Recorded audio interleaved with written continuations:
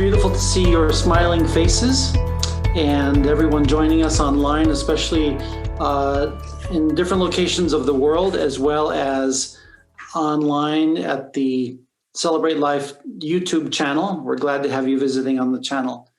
And so this morning, my intention, my inspiration is to speak to you kind of like a conversation, things that to me have been very, very inspiring. And so I think they're very, very useful for other people as well. So my goal is to speak to your heart and for you to listen to something that might be of use to you today. The title of this talk today is, Are You a Part of God? Are you a part of God? You might immediately want to say, oh, sure, yes, I am. Easy. And if you are a part of God, you can explore what that means to you, but would you like to have more power? Would you like to have the results that comes with that power? These are some concepts we'll explore today. Because a lot of times it's very fashionable that we can say, oh, yes, I'm a part of God.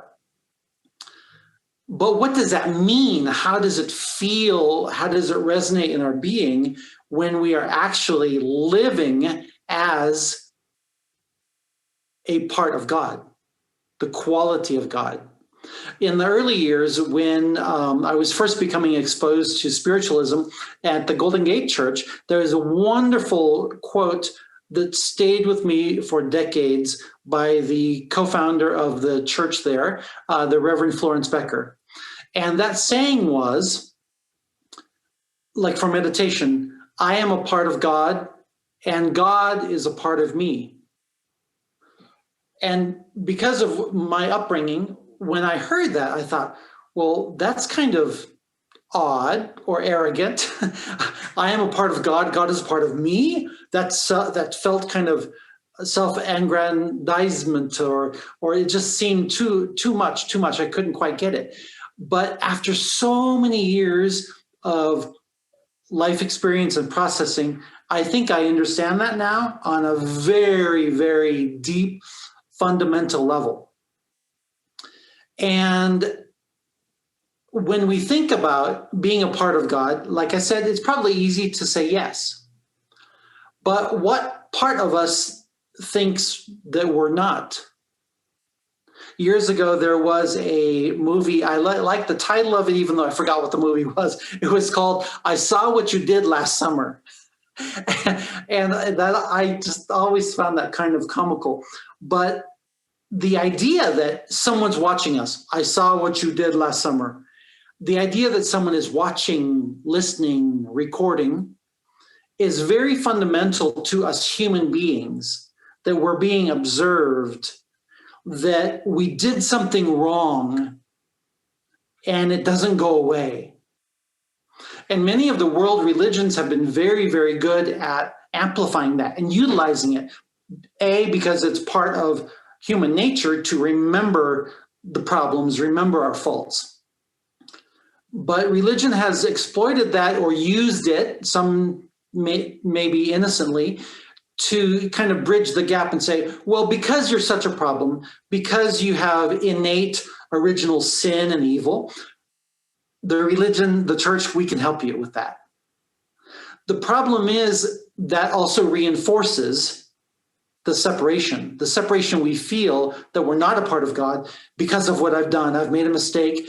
That reinforces our badness, our own frailties, our problems, instead of supporting first our goodness, our wellness, and possibly that exact part of us that is divine.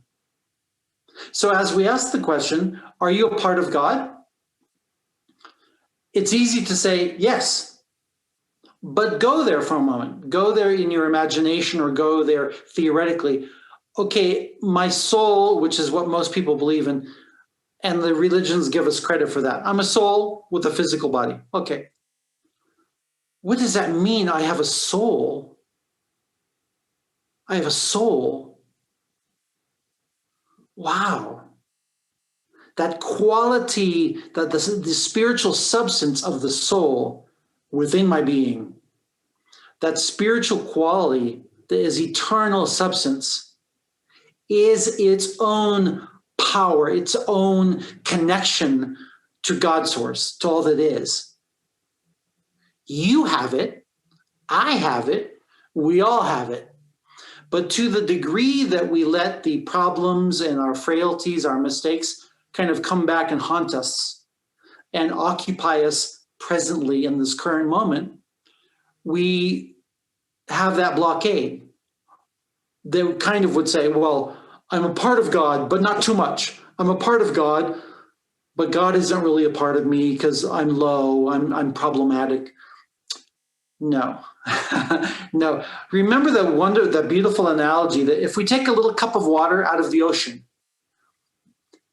it's infinitesimal, the quantity that we've taken out, but the quality of that cup of water, the substance of that cup of water is the same as that great source that we call the ocean.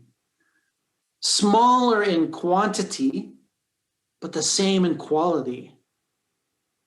And so how beautiful it is to think the infinite God, call it infinite source, intelligence, that amazing divine power that got our soul going, that imbued the soul with the same eternal beauty of what God source is who we really are.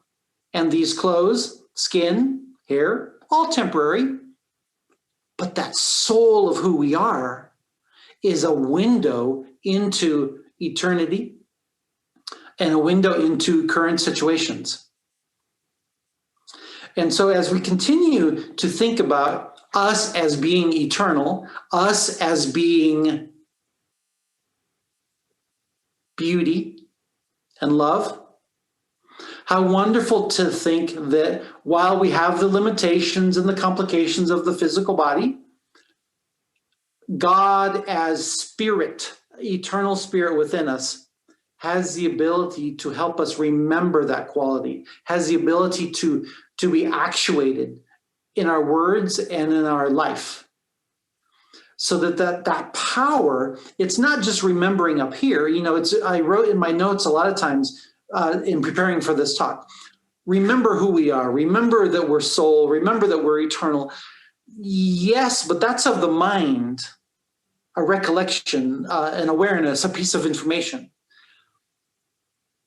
More importantly, behind the remembering, hopefully the remembering will lead to the next step of being and residing in that beautiful space of the soul.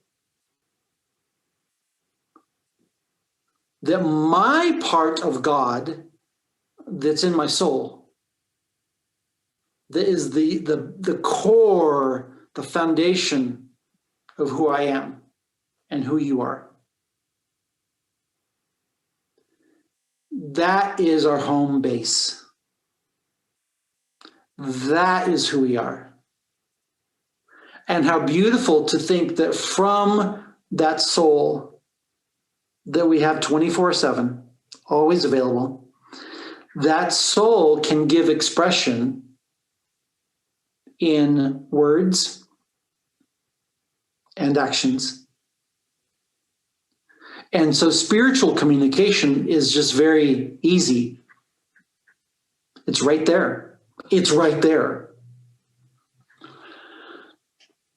It all depends on us. We have the key to remember and to occupy that space. Because what we believe temporarily about us being problematic or frail, people of bad habits, we can be our own worst enemy. We can also be our own best solution by remembering and occupying that space of the soul. So the self-prompting, the self-reminding, I think is really, really integral. It reminds me that when I first came into spiritualism and learning about mediumship and communicating with the other side, that I saw two distinct different types of examples in teachers that were teaching mediumship in beautiful ways. But one school of thought said, to learn to be a medium, to learn to communicate with the other side, it's very difficult, very difficult. It takes years of discipline, and you might get it later. You might get it after many years. Maybe. Very difficult, very difficult. The other school of thought, the other example I saw in some teachers was connecting to the other side is normal, natural, and easy. Why? Because your soul is wide open. The connection that you seek somewhere else is not at a distance. Oh, it's right here in my being. I am more of a soul than I am physical. I am a soul that is open to the other side. And because of that prompting, the students would easily and naturally develop much faster, in my opinion, and based on years of teaching mediumship. Students would develop much faster and more easily because the teacher, the mentor, was saying it's easy, natural, and normal. So in the remembering, we also want to remember what we believe in.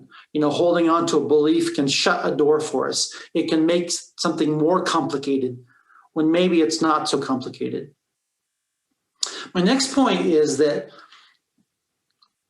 when we occupy the space of the soul, we are speaking, we are acting, we are receiving intelligence and guidance that is on a spirit level, an infinite intelligence level. So we are no longer just a regular, normal, mundane, limited, problematic human being. No. When we're speaking from that, well, I like the word atomic and nuclear, but God's source is beyond that.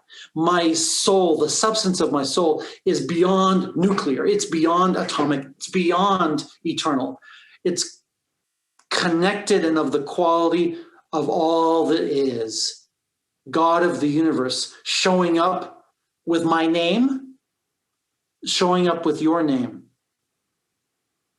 But we can forget that sometimes. One of the things I experienced when I was learning to be a medium, after about 2 or 3 years, once in a while, maybe like once or twice a month, Spirit would begin to give to me a transmission or a download. It's a block of information. Could have been 3 verses, or it could have been 2 paragraphs or a full page or 2. I didn't know.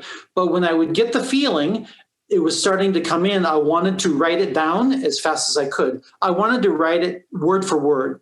And so I stayed true to that. I would not go back and edit anything. I wrote it word for word as I heard it. Sometimes it was not in a convenient place, like at work.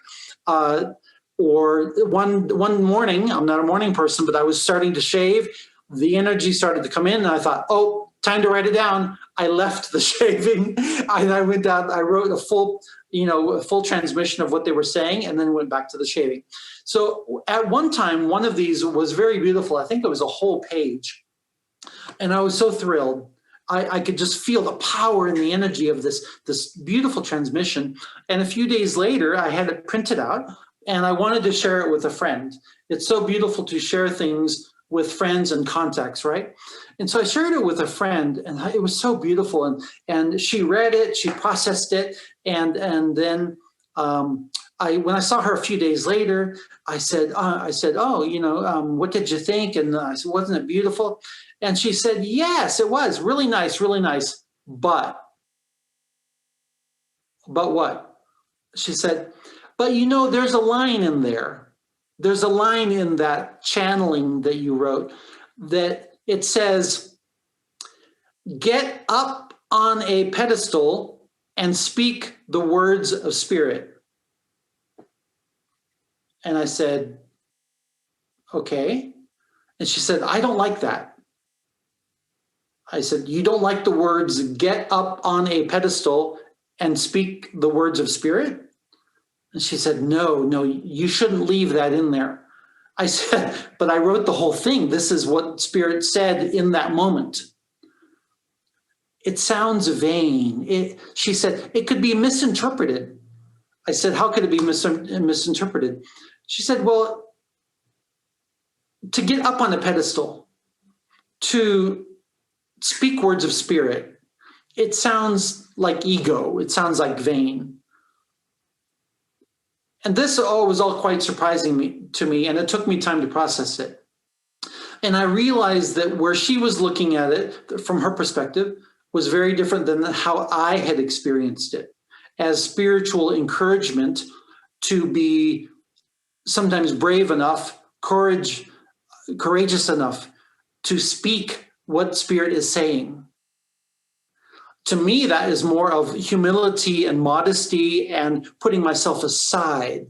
Where she was interpreting it was, to assume you're speaking for spirit and to be on a pedestal, she was saying, that's ego. That's vain. And so in that reluctance, that human reluctance to be a part of God, we can put ourselves down. Very human. And certainly religions have been very good at exploiting that. We are good enough at putting ourselves down without having church or theology putting ourselves down. But when spirit looks at you and speaks to you and says, here is my word, or here is the answer you've been looking for, it's a place of humility and openness to say, thank you, God. Thank you, Spirit. Thank you, angel helpers, for responding to me.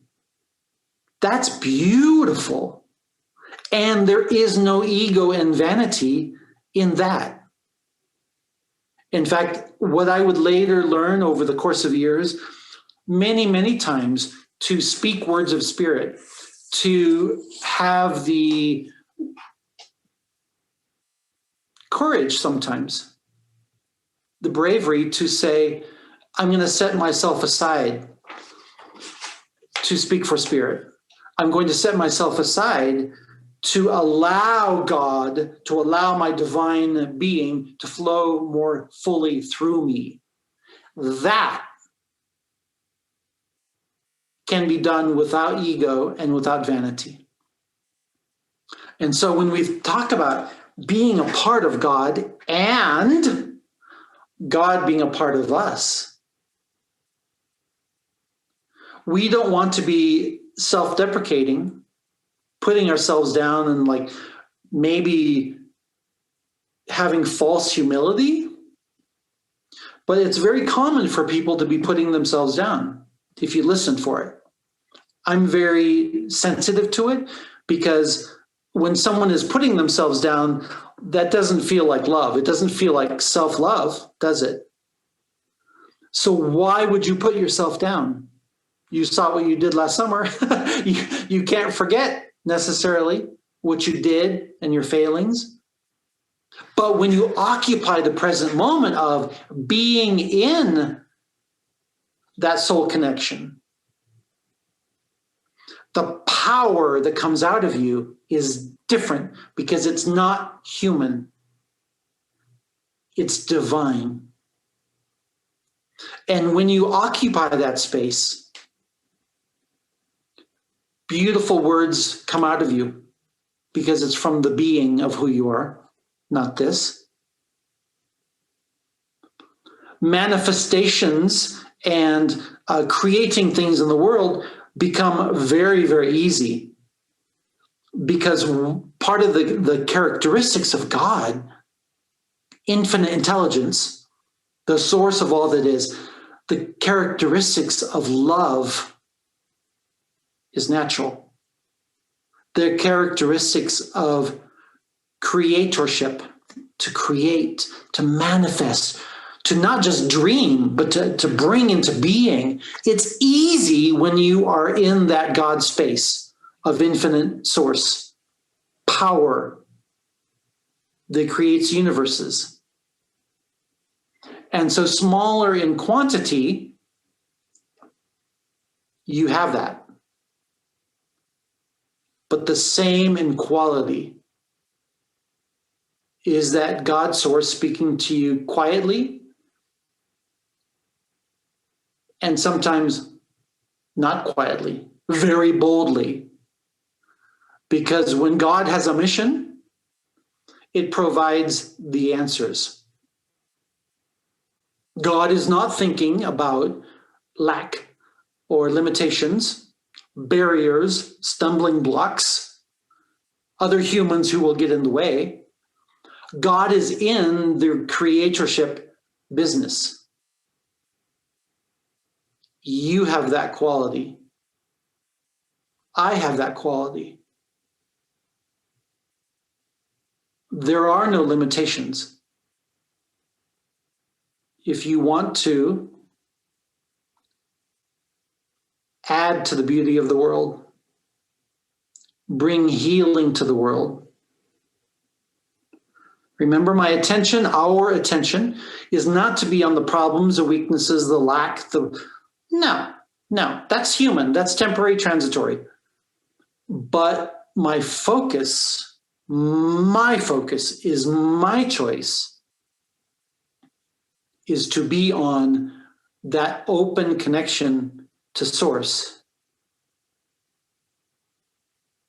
And that beautiful bond when we are one with God is one of trust, because it's of the same.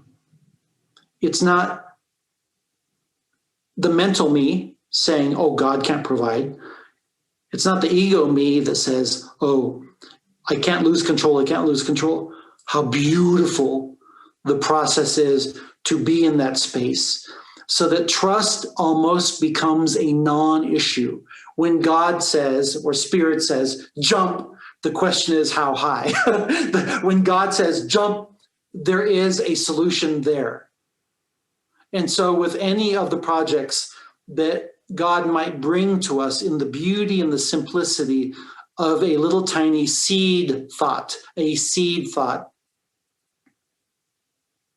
included in that is the power of the solution that is available. You plant an apple seed, you get an apple tree. No miracle. Peach seed, you get a peach tree. Simple. The God power is exactly the same way. When Spirit gives you a seed idea in the beauty and the simplicity of your soul, you don't need to go looking for problems. You need to expand and say, okay, God, now what? Because you're ready for the manifestation. The way will be made clear. The money will not be a problem. Money is a stupid little physical thing that comes and goes. There's always the solution. The way is made. If you can imagine 5 ways, Spirit can imagine 1,000 ways. Okay? So the healing that you're wanting, it's available sooner than you think. The manifestation that you want does not have to be difficult.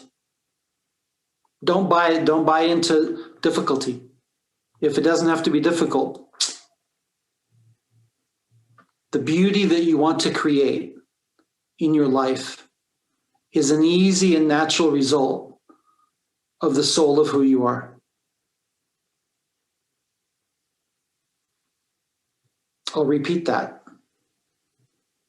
The beauty that you want to create in your life is an easy and natural result of who your soul is.